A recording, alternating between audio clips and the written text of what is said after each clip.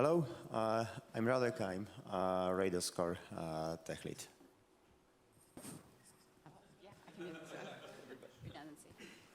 Hey everyone, morning. My name is Yaarit, and I'm the tech lead for telemetry. I'm Matt Benjamin. I'm not really a tech lead, sort of have been. I'm the senior engineering manager for Rados Gateway and NFS Manager. I'm Sam. I'm the lead for Crimson. I'm Zach Dover. I'm the docs guy. Thanks, and I'm Josh Durgin, member of the Ceph Executive Council and longtime Ceph developer. So the first question is about upgrading. If someone's currently using Octopus, is it safe to upgrade directly to Reef, Skipping, Pacific, and Quincy? It's a very simple answer, no. Ceph supports upgrades 2 releases at a time, so you can go directly from Octopus to Pacific or Quincy, but not all the way to Reef. That's just what we test, and beyond that point, we can make some incompatible changes, which may crop up, may not, but that's what is reliable and testable. The second question is, we don't have any authentication in place. Will there be a how-to to add authentication without downtime? Sure, why not? I did nothing yesterday but take orders for documentation. I don't see why we can't add this to the pile. I'm not trying to be flippant, honestly. Just send me an email, tell me what you want to see in the docs, and it will appear there. Yeah, I think there's already a page about how to enable authentication. Maybe the without downtime piece is what's missing. If somebody has any more details, please reach out to Zach. I don't know, is it possible to do such a thing? Yeah. Okay, well then it can be written, I suppose. There you go.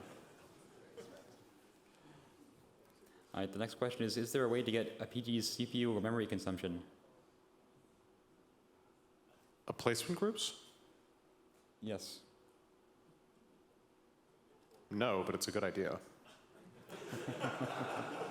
I think this ties in a bit to something we talked about at the Dev Summit, which was trying to gather more metrics on a per I/O basis and kind of aggregating those. So if you accumulated how much CPU or memory each I/O used over time and added that up, you could kind of see how much resources a given PG took up, or a given pool took up as well. I mean, we have some of the pieces. You can see per PG I/O counts, so you can draw inferences from that. We have some mempooling machinery that could probably be adapted to get per PG, for instance, the PG logs, things of that nature might be separable. You can add that to the PG stats. It should be pretty straightforward, actually. All right, next, is there any development to offload the frozen data to tape? Offload which data to tape? Frozen data, cold data. I think it's a Bluster thing. Adam Kupczyk was interested in doing this kind of hardware backend for it. Because, well, at the moment we are developing 2 object stores. Sister, which is the future, which is all about Crimson, the Crimson project. But of course, the main workhorse for now is Bluster. And in Crimson, well, quite likely it will be for handling cold devices. Who knows, maybe even tapes. Ask Adam. What type of performance improvements have you seen with a new balancer in regards to read IOPS and throughput?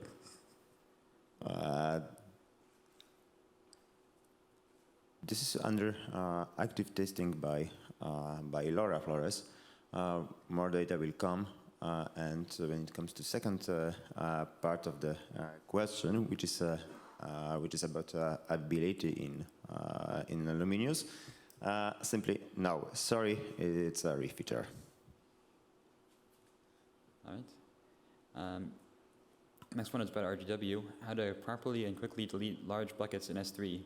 By large bucket, I mean those that contain tens of millions of files and versions, if versioning is enabled and more.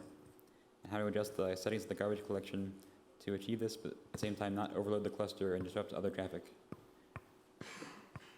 So how to scale RGW to large bucket counts? And particularly how to scale so that you can delete large amounts of objects. There's new work that's gone in the last couple of years on that. There's much more efficient garbage collection, queuing support. You can increase the number of garbage collection queues, and you can increase garbage collection queue depth, and you can increase the number of CPU cores that can be used for it. Is there, and the second part of the question is about, is there a way to do that without disrupting the rest of the traffic on the cluster? Well, not completely. There's an increasing amount of QoS available there. Right now, you have to have to balance the front request max RGW requests value probably, and max RGW thread pool size, which is what defaults to 512 is probably a good value with the amount of garbage collection resources you set. There's going to be there's in progress work that's taken a number of years to materialize that has gives us the ability to tap into the MClock QoS that the OSD's cluster and the Rados cluster has, expose that as an API as part of the Rados API, and we have in place a prototype. Well, a prototype upstream you can see that creates a garbage collection or a foreground and background QoS classes, so you can partition the garbage collection activity into a background class. That's probably something you'd see in a year. Great, thanks, Matt. More RGW questions. We have a bucket in one placement/storage class, for example, for replication. How can we transfer it to another placement or storage class, for example, for erasure coding? Could you repeat the The question is about transferring a bucket from being stored in replicated manner to erasure coding. Well, you can create two such pools, and you can define in a zone group the two placement targets representing those two pools, and then you can assign a bucket to have one of those placement targets, or you can set up transition rules in the lifecycle with a lifecycle configuration document that transitions to, for example, the erasure coded pool from the replicated one. Nice. Next question is around performance. How to fully utilize SSD and especially NVMe in terms of performance. We care about throughput, but more about IOPS. What needs to be configured to get the maximum out of it? Sorry, that was how do you configure an OSD to get more throughput out of an NVMe device? Yes. I don't have that on hand. There have been articles written, but yeah, the details matter a lot. So highly workload dependence, but there are some common things you can maybe look up some of the Ceph performance blogs on Ceph.io for some references. I recall one technique applied many years ago by one of the vendors. The idea was to divide very fast the NVMe device into multiple partitions and settle multiple, very many OSDs on top of them. I think Intel was doing this some time ago. Yeah, I think that was more helpful in the past in like maybe the Nautilus era.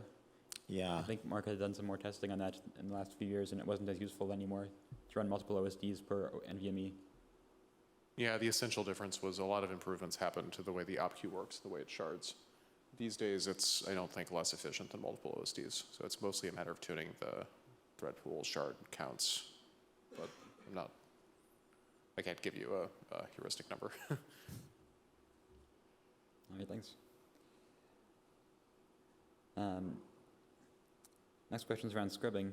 When will the scrub reservation issue be resolved? This issue in particular is I'm seeing lots of log messages such as received unsolicited reservation grant from OSD XYZ. Are you familiar with this issue?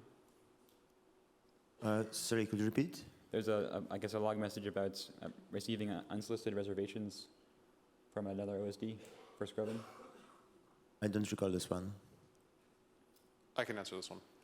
So there are some refactors happening inside of Scrub to address this and a few other concerns. For now, if you need to mitigate it, you can actually just filter that. It's not actually something you need to worry about. It's a developer detail. So it doesn't cause any problems? It probably shouldn't have made it to logs. Yeah.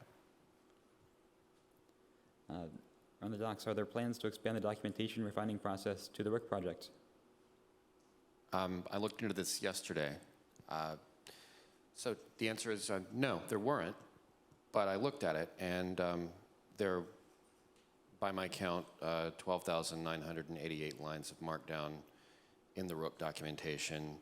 And if we drop everything we're doing and work on it the way that we've worked on the Ceph documentation since September 30th, it will take 43.293 repeating days, which is fine. Like, and actually, the hand of God, I think that we could probably reduce that by a third because we're getting faster at revising this stuff. As long as there's no, we don't have to ask anything like, hey, how does this thing work? What does this even mean to say? But the problem is this, or the question that I have is this. How many people use Rook? For how many? Okay, this is an honest question because it's the only time I'll ever have to ask this. I need to see like a number of hands so I can know, like, is this a good way for me to spend our time? 1, 2, 3, 4, 5. Okay, so there's like maybe a dozen.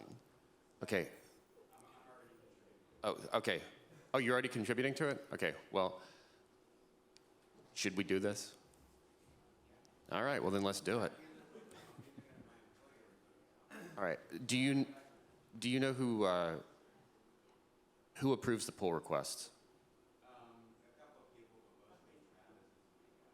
And is he responsive? Great. I don't mean to be. Oh, hi. All right. Then okay. So this is going to go ahead then. Like we're going to cut off some of our time to do this. What month is it? April. Yeah. By the end of the year, it'll all be. We will have passed our eyes over it. So yes. So the answer was no at the beginning of the question. Now it's yes. Okay. Thank you. All right. In the next release, will we still support manual installation, or will Ceph ADM be the only possible way? We are strongly for manual installations. So in general, we're not planning on removing packaging support anytime soon. Our containers are in fact built out of packages today. And if somebody wanted to contribute a backend to Ceph ADM that installed and ran things via packages, I think that'd be fantastic. Ceph is all about flexibility and being able to run things the way you like.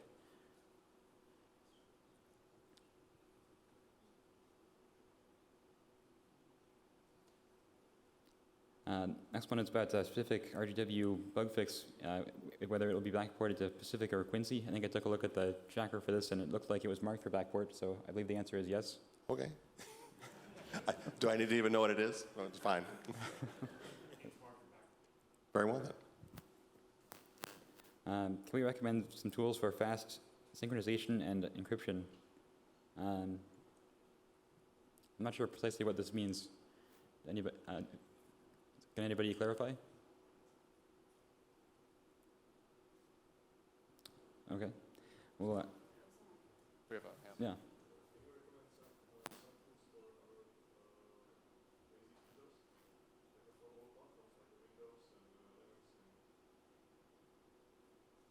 So I couldn't quite hear that. Are you asking about like encryption on Linux and Windows?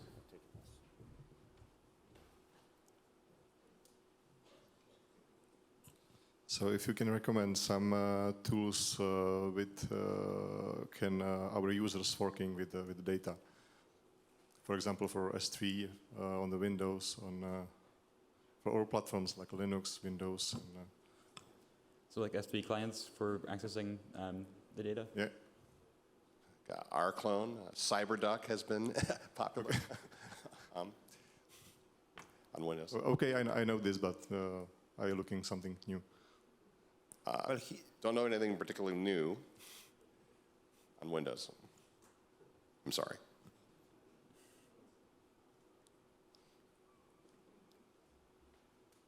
All right, next question is, has the community moved away from bare metal deployment towards Ceph ADM/containers?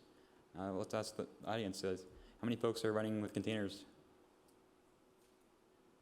How many bare metal? Okay, so significant proportion of both, but still a majority here are bare metal, it sounds like.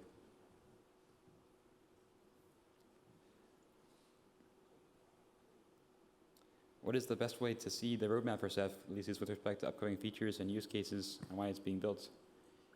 So we were talking about this a bit at the latest Ceph leadership team meetings, and talked about starting to incorporate kind of roadmap plans into the documentation, so it's kind of more clear and easy to understand what we're working on next for the next releases. Also try to summarize more after we have the Ceph Developer Summit for each release, and so it's clear what we're working on at that point as well as along the way for longer term things. Isn't there community available Trello boards? There are Trello boards, but those are very low level. They're very fine-grained. So I see. Is when many folks interested in seeing higher level details rather than every single. It's not easily readable. Let's call it that way.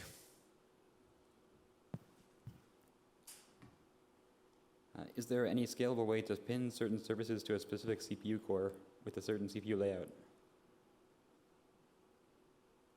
Specific CPU. Not sure whether I got you. Is there, I guess, a way to do NUMA pinning in a scalable way? I'm not sure. Does somebody want to clarify more what they were looking for in this question? Would it be something like a Ceph ADM spec file thing where you're just like, as a matter of policy, I want OSDs on these core counts and, I don't know, RGW and the ones above that? Is that kind of what you're looking for?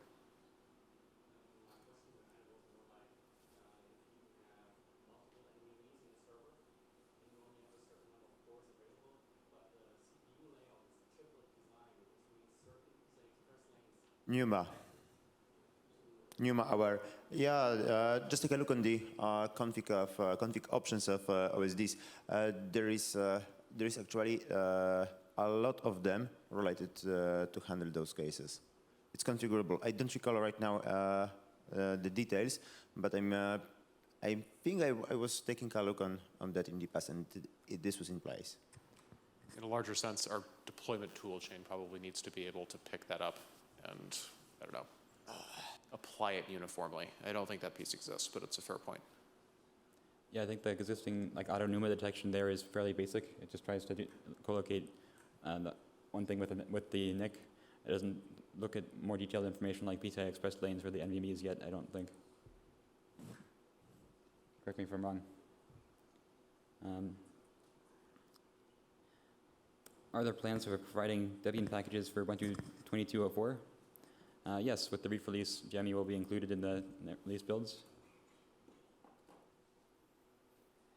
Is there any plans on how to onboard more developers to come and contribute to Ceph source code? Maybe you may have more code walkthrough videos or consolidate all the code walkthrough videos in a single place. So we have a whole bunch of code walkthroughs of different pieces of the Ceph code that we've done over the years, and they're all on the Ceph YouTube channel. There's also an index of them in the Ceph Tracker wiki. We could definitely do more of those, as there's always new code being added and code being changed. So it's really helpful as a way to understand what's going on and learn about the code there. Yeah, we could certainly do more of that. Out of curiosity, in the audience here, how many folks have seen a code walkthrough? Okay, so give a number of folks. Yeah, we should do more of those.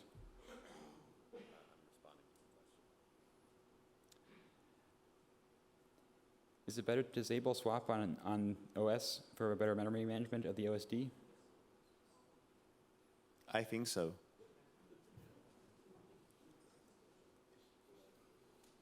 Yeah, I think that was the issue with BlueFS and buffered I/O in the past. Yeah, it was. I think it's already fixed.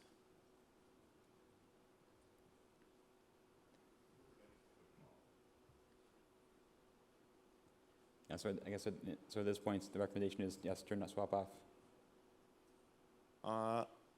Well, if you are going for swapping, it's simply something bad, and the Bluester got caches directly embedded in it.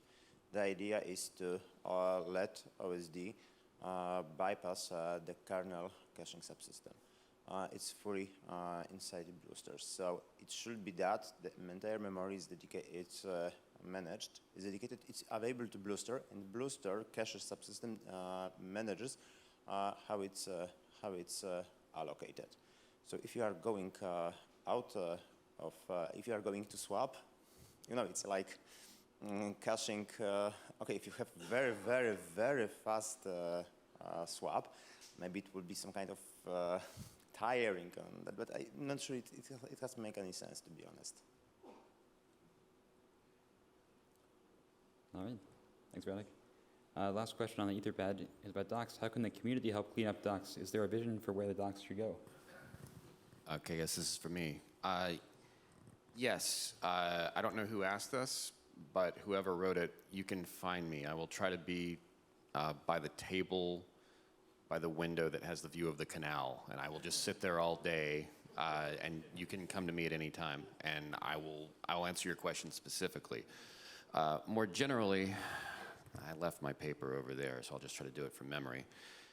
I want to write the beginner's guide this year.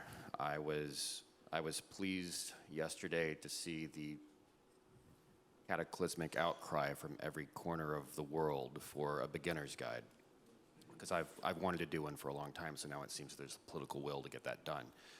I also want to write, I'm going to cut out a lot of stuff in my head here just so I can get this sentence finished. I want to write overview paragraphs for the head of every one of our restructured text files, so that if you don't know what this particular thing is about, you can at least get some sentences that are accurate. So once we have that, it'll become a lot more coherent. If you want to contribute to the documentation, you can go to docs.ceph.com, and I put a big yellow box right up the top that says, if you don't know what to do, click on the link in this yellow box, and it'll take you to the developer guide basic workflow. And I don't know if whoever asked this, if you've seen that, but now you've been told about it. And do you want me to say what we do? Is that I don't know who asked this. I'm speaking to nobody here. All right, is this the last question? Well, we're going to open it up for live Q&A after this. All right, well then I'm going to try to keep it to 90 more seconds. So right now we're working our way through the Rados operations directory. We've been working our way through the Rados documentation, cleaning it syntactically. That means making sure that the words in the sentences are doing the jobs they mean to do. This was going to take us probably another 20 days to get through the rest of Rados operations. And when that's done, we'll go on to, I don't remember what, maybe troubleshooting in Rados. And we're doing this right now at a rate of 300 lines per day, or if I have the patience for it, we'll do 600. I cut it up into 300-line chunks and send it to Cole, who then reviews it syntactically. Then he and I have arguments about it, and sometimes the arguments become vociferous enough that we don't speak for a little while, and then we call again and we have more of a conversation. And I then try to do 1 or 2 pull requests, and we try to get that done every day, and then get them backported into the 3 active releases, or 3 supported recent releases. And then they go to Anthony for pragmatic review. Sometimes he's like, this sentence, this hasn't even been the case since Mimic, so why is this even here? And then I make another commit, and then do a force push, and a squash, and that's how it goes right now. If you have an idea for something that needs to be in the docs, and I'm not saying it, I'll be sitting at that table out there, I hope, unless one of you take it, and you can come to me and I can step you through what we're doing, or how you can make a contribution to the docs. I'm going to not go on like I normally do. I think this is probably enough, yeah? Yeah, we've got 15 minutes left, so let's hear some other questions from the audience.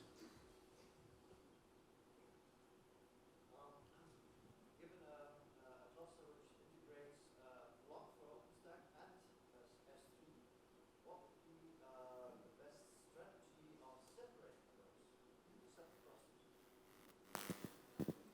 So the question was about, you have an OpenStack cluster, you're reporting block and S3 workloads. What is the best strategy for separating those into different clusters?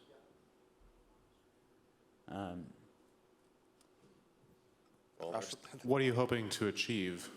Well, I would like to be able to manage the S3 part separately from the OpenStack part, so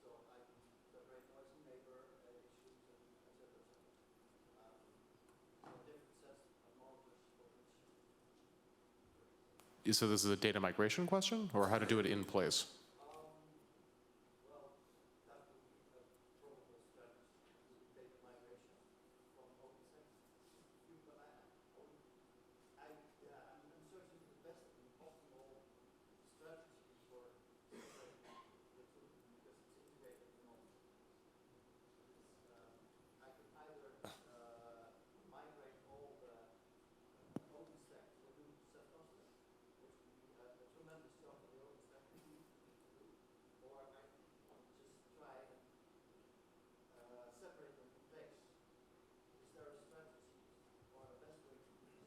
Oh, there's no way to split a cluster in place. You have to create a new cluster and move the data over, for sure.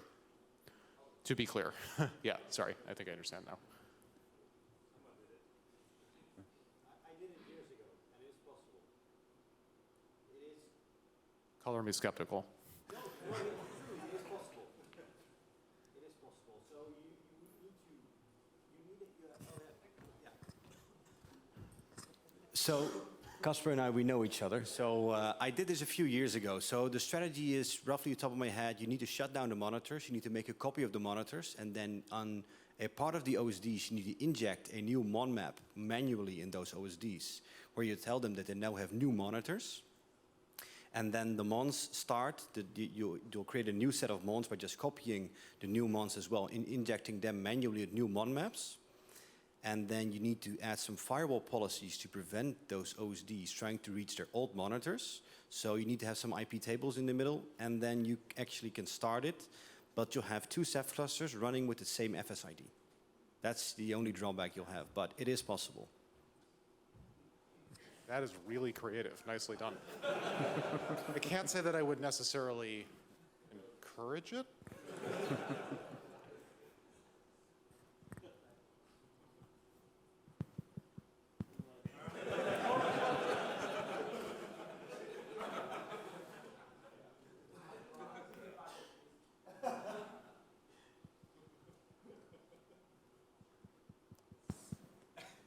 All right, other questions? So next presenter will let you know how it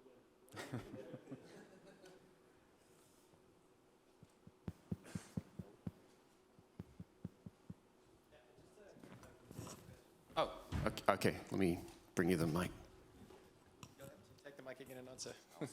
Cool, thanks. Yeah, so just a quick documentation question was, I've often been on the user forums and I've seen somebody use a command in a way I didn't know they could use it.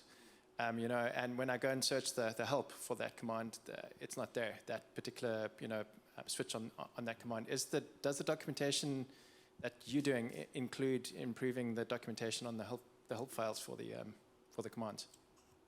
Okay, this is a question about the context-sensitive help, right? Yeah, like on the command line. Like a man patch, yeah.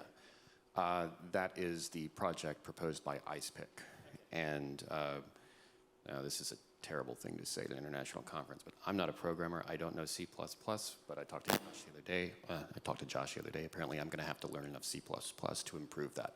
That is one of the 3 major documentation initiatives of this year. So with luck, next year at this time, this question will be addressed. Cool. Okay, good. To be clear, I don't think you need to learn C++, Zach. I think we can collaborate some way. Okay, maybe you can be my C++ Sherpa. Yeah, yeah.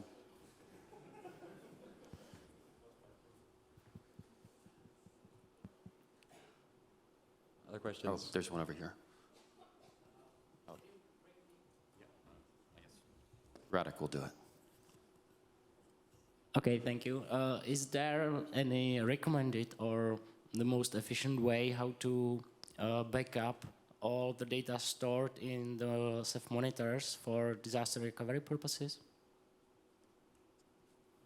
Or am I supposed just to back the files itself and hope I can recover it in case of failure? Personally, I would copy those files to have a material to work later if I need to recover from it. Till now I haven't tried doing this. Thank you.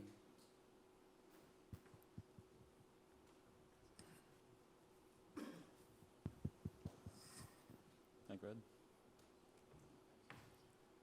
I was just wondering if you can talk a little bit about the multi-site configuration of Rados Gateway and then resharding buckets. How well does that work now? Well, it works now. And that's that. Support. Well, what is that? Support for that. Support for that. Well, which versions actually does it? In our downstream Pacific and Quincy releases, it exists, and I think it exists. I think it will be in Reef, and I think it's backporting to Quincy, and you no longer have to do anything interesting with it. When you upgrade to a release that supports it, you'll enable resharding on the domains. You also want to enable the FIFO replication, which will improve performance. You'll also want to enable the FIFO replication logs for the data log, but that's optional, but it's a good idea.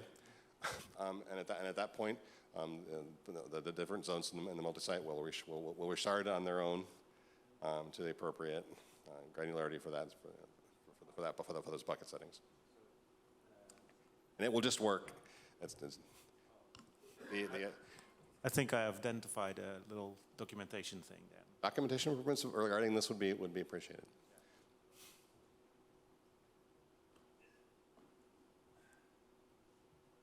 So we've got another question back here. Or? I'll bring a microphone. About the multi-site thing, and the previous question about migrating or splitting the cluster. We have done that. We separated our S3 environment from OpenStack, but we use the multi-site functionality. So you move the data with multi-site. So we moved the data to a smaller cluster and it's beautiful. Move the OSDs or physical machines over the time.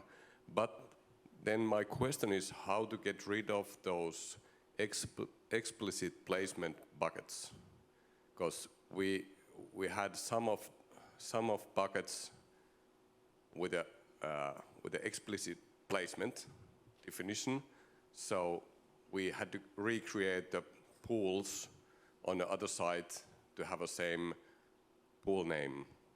Well, we were using Nautilus on that time, but how to get rid of the explicit placement on a bucket? I'm not sure I actually know.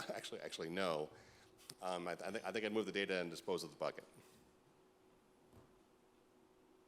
But you might be able to create a new placement target and use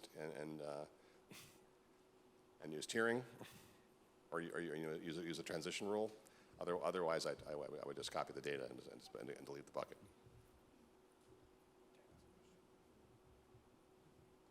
All right, question over here. Hi, it's a question about the telemetry. In Reef, is the Ceph config values sent upstream, like pushed by the telemetry? Yes, and not the values, just the keys. Yeah, we never send the values. Just we have small subset of Blue Store that we do send the values there, but it's it has like zero privacy concerns or yeah. Okay, so part two of the question: have we ever thought of using telemetry to like have a report from a cluster, do some like analytics of what they're reporting to detect maybe misconfigurations or some metric values that are out of the normal range, and then somehow sending a message back to that cluster saying that there's this is could be a health warn situation, or to warn the operator that something could go wrong? Yeah, so we wanted to discuss that on the developer summit, but we didn't have time. So yes, definitely we were considering to have a callback option, or to have it available in the public dashboard on the cluster X-ray page, where you can just put your anonymized UUID of telemetry and see any notifications that once we run these diagnostics on our back end, we can upload it there, and you'll have more visibility for any results there. Would you would you opt in to getting callbacks from us? Yeah, probably. Yeah. I mean, yeah, I think so. Okay, but I mean, probably my answer doesn't matter, but it depends on the which data or what's the context of each cluster. But for many clusters, yeah, I think this could be useful. But would you find the public dashboards option more convenient, like to put your UUID there and maybe another secret or key? So if I understand, you would have like a custom dashboard for each cluster that's opted into telemetry, so that you could go, maybe telemetry would give you some link to click through and see the upstream or some hosted diagnostic page for your cluster. Yes. Yeah, that sounds clever. Yeah. Okay.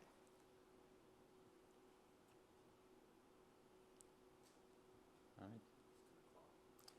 Thanks. Any other questions? I think we maybe have time for one or two more.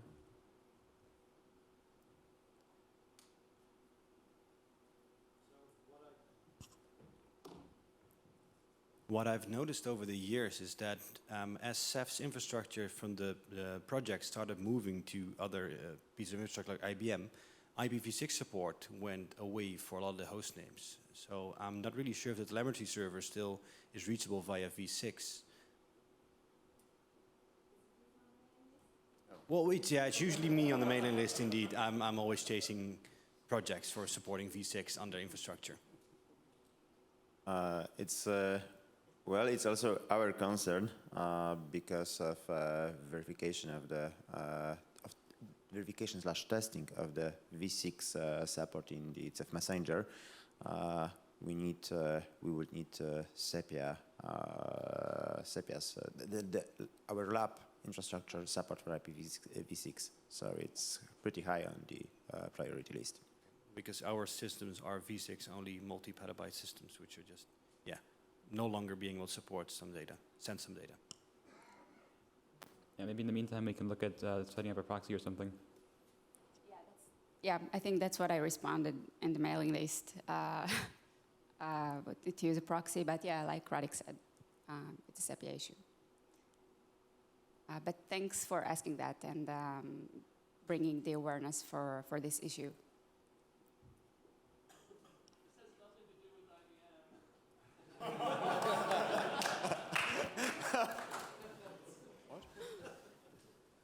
Yeah, this is a restriction in the Red Hat lab for many years now, so it's not a new thing.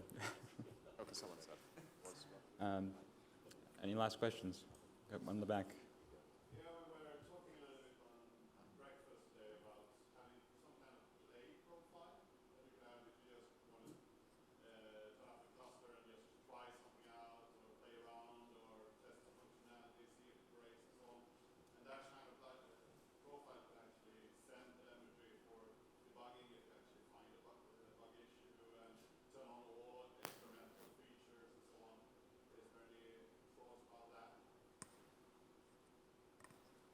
I guess to some degree, that's kind of like what the developer environment does today.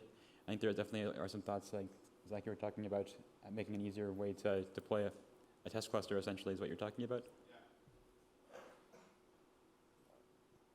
Yeah, we might be getting something that addresses this sometime this week.